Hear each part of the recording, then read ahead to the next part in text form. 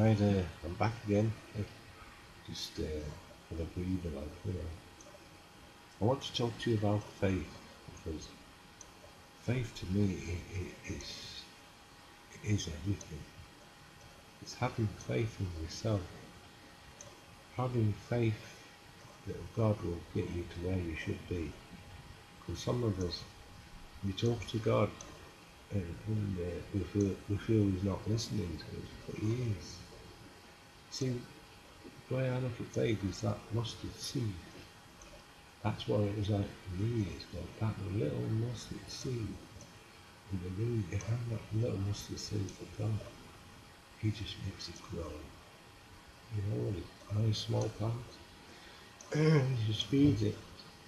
See, that's why I look at faith. He feeds it. And it just grows and grows and grows and grows. I live on faith. I have to. I probably said that faith, it keeps you going. But to get the faith is to keep saying to God, I need your help. I need your understanding. I need your know. Most of us, we go to church on a Sunday, and that's it. The rest of the week, we just carry on down our lives. But God says, hey, what about today? What about tomorrow? What about next week? Every day, you just, God, I need it. Everything I do, I need it. It's like when I go on my own journey, I have a habit of saying, Holy Spirit, go ahead of me. Because like I love driving a car, I love being on motorways, but I take the time getting there. And it's like at the end of the journey, in the morning when I get up, I say, Lord, I do this day. I do this day. And it could be raining that way, it's snowing. I'm sorry, but you just say, oh, Lord, I do this day. Because today could be a different day than it was yesterday. And it's like with your past. Sometimes you have to talk to people about things in your past and then forget it. I did a counselling course, a private counselling course with the Sittings Advice Bureau, and I learned a lot. How to communicate with people, because we don't know how to. Some of us don't. Doctors and nurses and carers and people work in hotels or wherever we work, we got to learn to communicate, because when you go into a shop, you buy something, not many people will give you a smile over the counter. They just say, £2.50, and you give them the money and that's it. They don't say thank you, you just buy the bill, See, if you go into the shop, you've got a bubbly person, you make a good business. That is being communicating with people. Just give them a smile, because someone might walk in with a grin face like me. It's just the way it is. Just give them a smile. I think it's That's it. Just give them a smile. Say, hey, how's today going? What are you doing tomorrow? Whatever. Because we have to have plans, but not too many plans. I call them goals. In my life, I call things goals. Like, what is it? Going on holiday, to get married one day, is a goal. That is a goal. Because it's a goal for life. See? Getting married to somebody else is a goal for life. When I met Carol 4 years ago in the job of the carer, we were around the community doing the double calls. It's like two carers to one home. They went for a night, but I got my own grab up and whatever. Now we're getting married today, but I've been with her 4 years, and we communicate, we share things every day, We don't just sit and telly going, but it's all boring stuff on the telly these days. I've seen every repeat going, but this is music. Just singing the song, not trying to sing the song, you're getting there. See how you think. Because I go to a music night with some guitarists on Tuesday now, and we all gather in the club, it's working men's club, and we play a tune, because I'll play a tune.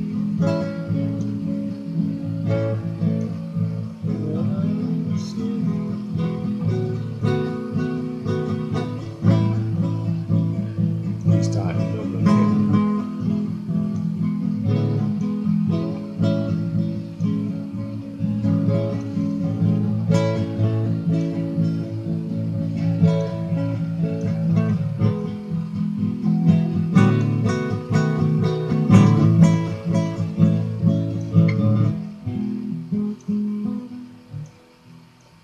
That's the way I'm playing it, Mike. I need to, get the old strumming right. There's 3 strums and there's 4 strums. Depends what you're playing. I mean, I only know the basic chords at the moment, but it's took me 6 years to get this, or a bit longer. I mean, anyone can pick guitar up and start learning, but when you're learning left-handed and the right-handed, it's very hard. But this hand is really strong now, really, really strong. Years ago, I couldn't move it at all. It was just like, oh, I had my little finger off me. The surgeon said, what are you going to do with your little finger? Pick your nose up now. I don't need them sort of things. But you just, I mean, I watched the Olympics and people running with them stilts on their legs. Really, what you can do to overcome your disability as any disability, either illness or whatever, Sometimes we all get scared of things. I get scared. Sometimes when I'm off this week, so I'm not with the clients, and I miss them in a way, but you have to switch off. You have to switch off and do your own thing. I sit in this room and play the guitar and then talk to God. I say thank you, Lord, for today. I may expect you all doing the same, but there's people that don't know God. It's like sharing the light. I mean, we should all be sharing the light as Christian believers. Any domination should share the light. Share the testimony. People love testimonies, It's like I'm telling you a testimony now. I mean, years ago, I used to sleep in Carpet City in London because I was a homeless person. I was a nobody. I was on the streets, going to soup kitchen to soup kitchen. But I survived that. But I wasn't scared when I got in the cardboard box at night on this road in the West End of London. I don't know if you know it, Mortimer Street. And there used to be a job centre on Mortimer Street. Well, at 4:30 in the morning, the bin men used to come along and tell you to get out your box. And, so the bin men could take the boxes away, and you queued up outside this job centre, like 4:30 till 6 o'clock, with your old dog card, the old, I forget what they call it, the old P45, not P45, the dog card used to sign on there. You see, you used to give you a card in there. It's all different now, it's all computerised. I mean, I haven't seen the dog now since 30 years. I don't want to see the dog again. I'd rather be working because I'm a guy that's doing it. And then the soup kitchen used to turn up with soup and cups of tea and sandwiches and feed us hungry cold people outside this job centre. And when the job centre opened, put your card in, they take the name, your national insurance, and you got some change in your pocket, go to the cafe down the road, it's over at 6 o'clock. And then you hope and pray that you get a job for the day in one of the hotels or one of the bars. You hope and pray. If you got a job, you used to go down the road to the Salvation Army and book a night in there. I forget how much it was, it was a couple of quid, And you get a night, and then the next day you go to the door office with get your B1, your B1, suppose you're men with the B1s, and starting it out.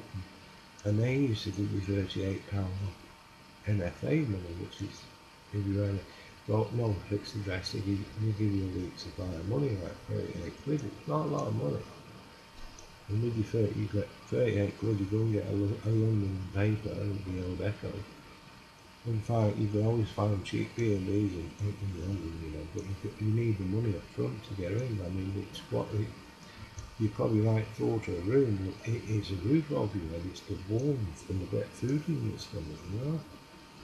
And then the next day you go and get another big one and get a full week's rent money to pay for the accommodation. You know what I mean? It's just that was, to me, it's survival. And now it's nice to come home from work at night and come into a warm place and sleep in a clean bed and food down the stomach. You know, it's like every time I say thank you, God, I thank you for everything that's going on. You know, everything in my life. He got me where I am today. He's got me on the good day. He said, come on, let's do this together. Let's walk forward together. I'm proud of God, I really. Yeah. Because Jesus is the number one spot in my life. You know, he stands in the background. He doesn't interfere in your life. He just lets you do your thing, you know. And every now and then you think you're going to trip over, you just tap you on the shoulder and say, hey, come on, why don't you back on that right road? Because sometimes we're not on the right road. We may think we are, but we're not. The way guy looks at it, he's saying, hey, look, I want to get on your road, because his road, it's just straight. And tomorrow's sales, tomorrow's finished. You keep your good memories in you. That's what you do, is you keep your good ones and put the crap ones behind you, because they won't happen anymore. Anyway, I'm going to have a break now, but I'll come back in a minute. God bless you.